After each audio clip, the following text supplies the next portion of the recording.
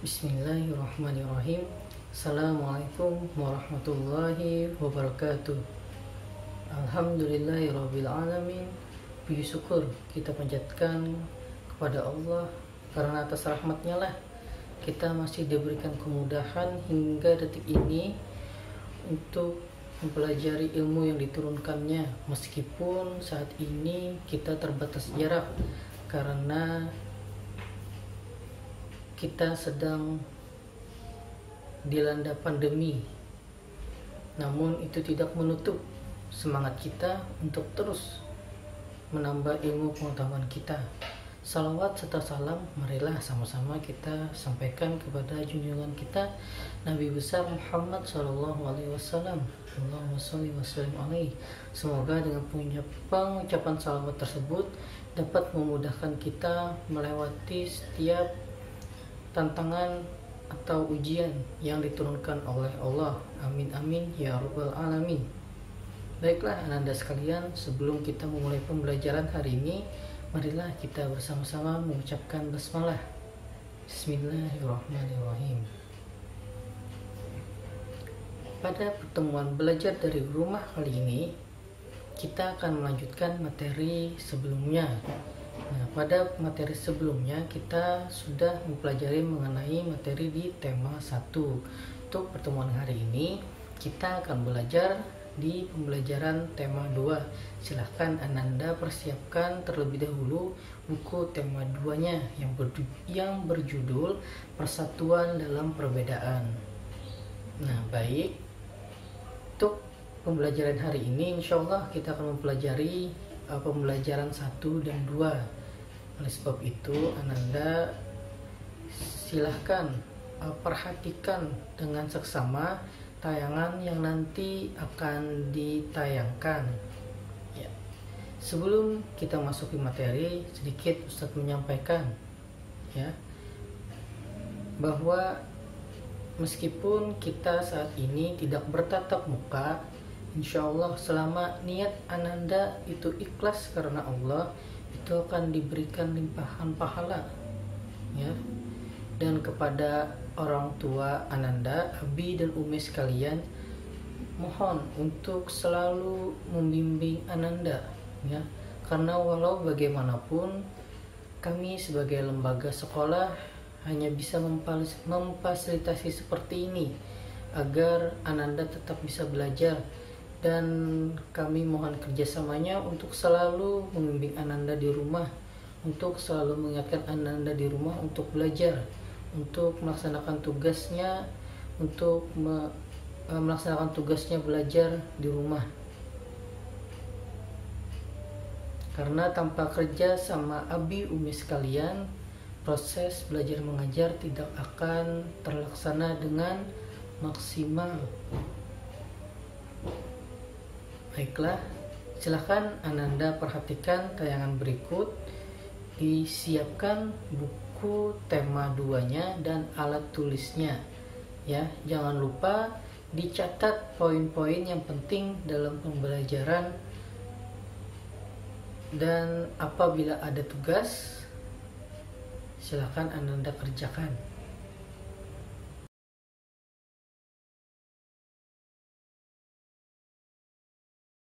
Nah, kali ini kita akan memasuki ke tema kedua, yaitu persatuan dalam perbedaan. Sedangkan subtema pertama, rukun dalam perbedaan, dan pembelajaran yang pertama. Proklamasi kemerdekaan menjadi tonggak sejarah bagi perjuangan bangsa Indonesia. Meskipun terdiri atas suku yang berbeda, rakyat Indonesia bersatu dalam memproklamirkan kemerdekaan negara Indonesia. Setiap tanggal 17 Agustus, rakyat Indonesia selalu mendengar petugas upacara membacakan teks proklamasi. Sebagian rakyat juga bisa mendengarnya dari radio dan dari tempat lain. Teks proklamasi yang dibacakan memiliki sejarah bagi bangsa Indonesia. Teks tersebut adalah teks proklamasi kemerdekaan negara Indonesia.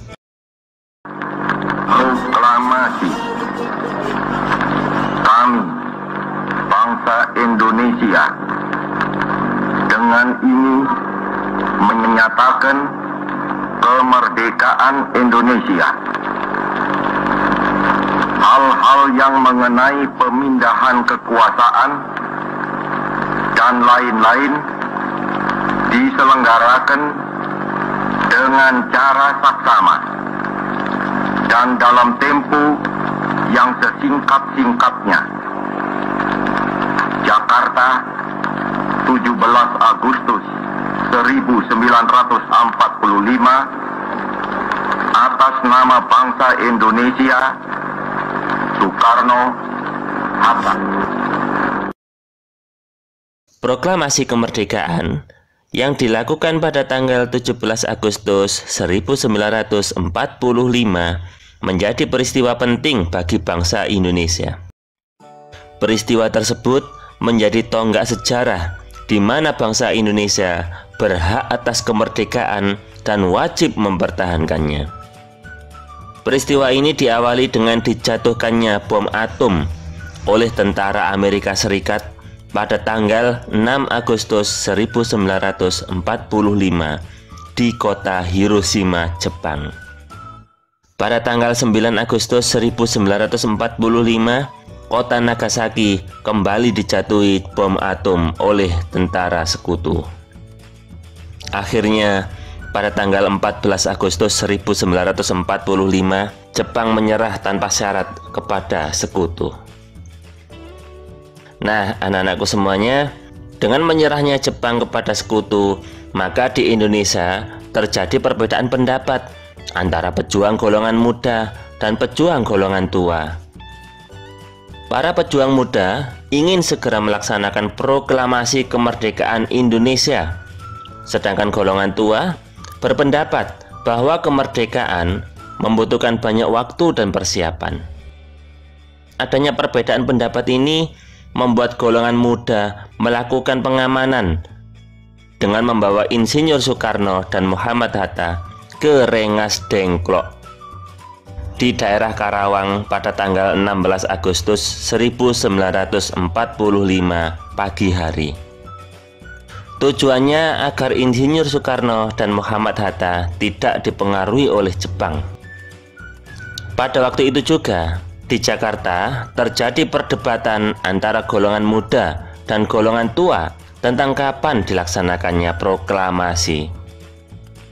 Akhirnya, setelah terbentuk kesepakatan, mereka menjemput Insinyur Soekarno dan Muhammad Hatta untuk dibawa kembali ke Jakarta. Teks proklamasi ditulis di rumah Laksamana Tadasi Maeda, Jalan Imam Bonjol nomor 1. Para penyusun teks proklamasi adalah Insinyur Soekarno, Dr. Andes Muhammad Hatta, dan Mr. Ahmad Subarjo. Konsep teks proklamasi ditulis tangan oleh Insinyur Soekarno. Saat itu hadir pula B.M. Diah, Sayuti Melik, Soekarni, dan Sudiro. Soekarni mengusulkan agar yang menandatangani teks proklamasi itu adalah Insinyur Soekarno dan Dr. Andes Muhammad Hatta atas nama bangsa Indonesia. Teks proklamasi diketik oleh Sayuti Melik. Pada pagi harinya, tanggal 17 Agustus 1945, di kediaman Insinyur Soekarno, Jalan Pegangsaan Timur nomor 56, telah hadir antara lain Suwiryo Wilopo, Gafar Pringgodikdo, Tabrani, dan Trimurti. Acara dimulai pukul 10 tepat dengan pembacaan proklamasi oleh Soekarno dan disambung pidato singkat tanpa teks. Kemudian, bendera merah putih yang telah dijahit oleh Ibu Fatmawati dikibarkan. Nah, anak-anak hebat, itu tadi sejarah terjadinya proklamasi kemerdekaan Indonesia. Berdasarkan teks tersebut, sekarang tugas kalian adalah mengisi peta pikiran berikut ini. Ada 6 pertanyaan yang harus kalian cari jawabannya di dalam teks tersebut. Yang pertama, apa? Nah, di sini berarti apa itu proklamasi kemerdekaan Indonesia? Yang kedua, mengapa? Mengapa harus ada proklamasi kemerdekaan? Yang ketiga adalah siapa? Nah, siapa saja tokoh-tokoh yang berperan penting di dalam proklamasi kemerdekaan? Berikutnya adalah di mana? Di mana terjadinya proklamasi kemerdekaan Indonesia? Berikutnya, kapan terjadinya proklamasi kemerdekaan Indonesia? Nah, yang terakhir adalah bagaimana? Bagaimana proses terjadinya proklamasi kemerdekaan Indonesia? Baik anak-anak yang hebat, menjelang proklamasi kemerdekaan, perbedaan daerah, agama, dan suku bangsa bukanlah penghalang bagi generasi muda dan generasi tua untuk berkumpul. Perbedaan pendapat sempat terjadi, namun akhirnya mereka bersatu padu untuk memproklamirkan kemerdekaan Indonesia. Pada waktu itu, semangat persatuan sangat menonjol. Bangsa Indonesia memiliki tekad yang kuat. Tidak ada jalan lain dalam usaha memproklamirkan kemerdekaan kecuali menjalin persatuan dan kesatuan. Hal ini mencerminkan kerukunan dalam perbedaan. Tahukah kamu bahwa proklamasi kemerdekaan memiliki makna yang sangat penting bagi bangsa Indonesia? Makna apa sajakah itu? Kita lihat. Yang pertama, proklamasi sebagai puncak perjuangan Indonesia. Bagi bangsa Indonesia yang telah dijajah selama bertahun-tahun oleh negara-negara Eropa sampai Jepang, proklamasi merupakan hasil perjuangan akhir para pahlawan. Yang kedua, proklamasi sebagai pengakuan kepada dunia luar. Dengan membacakan teks proklamasi, Indonesia mengumumkan kepada dunia luar bahwa Indonesia adalah negara yang merdeka. Yang ketiga, proklamasi menaikkan martabat bangsa. Pembacaan teks proklamasi memberikan pesan kepada negara lain bahwa Indonesia sekarang adalah negara yang bebas dari penjajahan, negara yang memiliki martabat, dan negara yang mandiri. Yang keempat, proklamasi mempunyai makna perjuangan sebagai negara baru. Indonesia adalah negara yang dibangun oleh rakyat dan untuk rakyat. Indonesia adalah negara mandiri yang tidak tergantung kepada negara lain. Yang kelima, proklamasi sebagai tonggak sejarah negara Indonesia. Pembacaan teks proklamasi merupakan awal dari masa kemerdekaan Indonesia yang terbebas dari belenggu penjajahan. Anak-anak yang hebat, masih ingatkah kamu ada sebuah pepatah di mana bumi dipijak, di sana langit dijunjung? Nah, pepatah ini mempunyai arti apabila kita berada di tempat yang baru, maka kita perlu menyesuaikan diri dengan keadaan setempat agar kita bisa diterima dan hidup berdampingan dengan damai. Hal ini juga berlaku pada tumbuhan.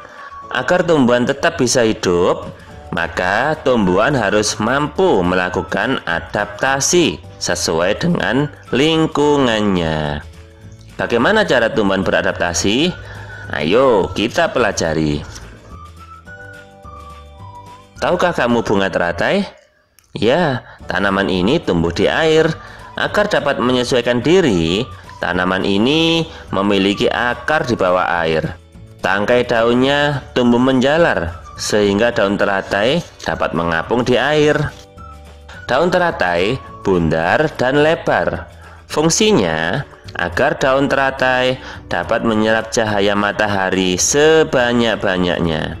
Hal ini akan berdampak pada penguapan air dan berfotosintesis. Daun teratai memiliki larutan yang bermanfaat sebagai pembersih daun. Teratai memiliki batang dengan rongga di dalamnya. Rongga ini berfungsi untuk membawa oksigen ke batang dan ke akar. Jadi, meskipun akar berada di dalam air, akar masih tetap dapat bernafas. Nah, anak-anak hebat, sekarang tugas kalian, pilihlah satu tanaman yang lain, lalu temukan ciri-ciri dan cara beradaptasinya.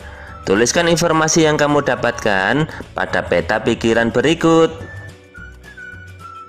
Seperti tumbuhan, manusia juga memiliki cara berbeda-beda dalam beradaptasi. Perbedaan yang ada bukan untuk dipermasalahkan, namun untuk disyukuri. Tuhan menciptakan kita berbeda-beda agar kita saling mengenal dan saling menghargai. Perbedaan merupakan anugerah. Nah, hari ini kalian sudah belajar banyak tentang perbedaan, tentang perjuangan bangsa Indonesia, dan tentang cara beradaptasi tumbuhan. Menarik sekali, bukan? Nah, makanya itu anak-anak, kalian harus tetap rajin belajar.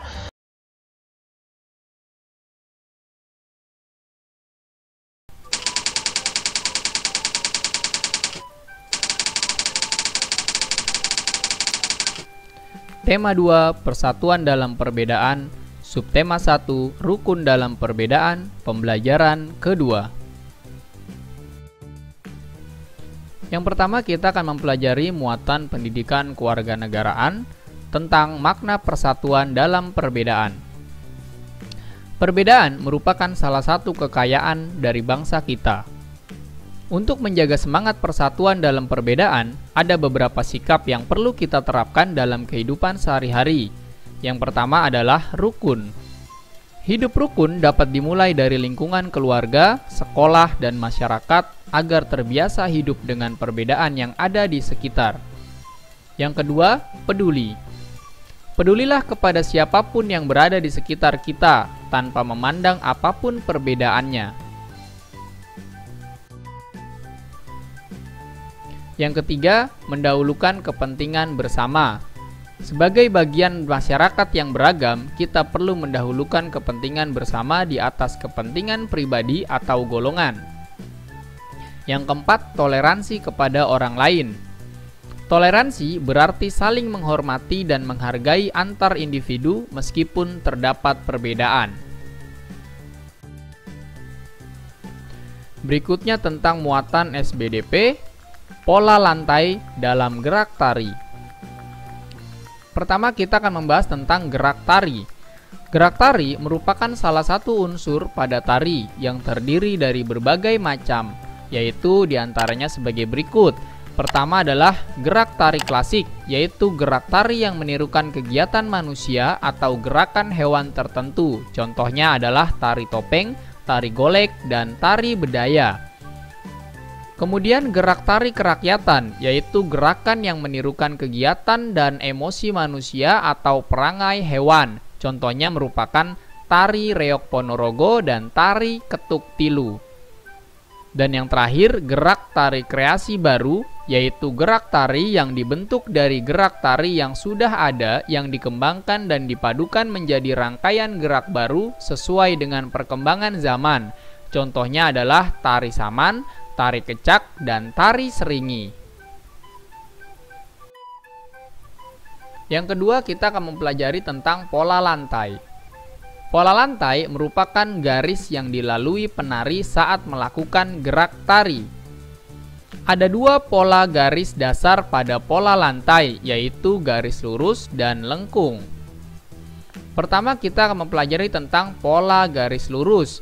Berikut dengan contoh-contohnya, yaitu pola horizontal, pola diagonal, pola vertikal, pola zigzag, pola segi 4, pola segi 5, dan pola segi 3. Selanjutnya yaitu pola garis lengkung. Berikut merupakan contohnya. Pola lengkung ke depan, pola lengkung ke belakang, pola angka 8, pola lingkaran. Jadi, pola lantai ini kalian sering lihat ketika ada pertunjukan tari. kalian bisa menentukan ini merupakan pola lantai garis lurus atau pola garis lengkung. Jadi ketika kalian sedang menonton pertunjukan tari, kalian bisa menentukan ya, apakah ini termasuk pola lantai garis lurus atau pola lantai garis lengkung.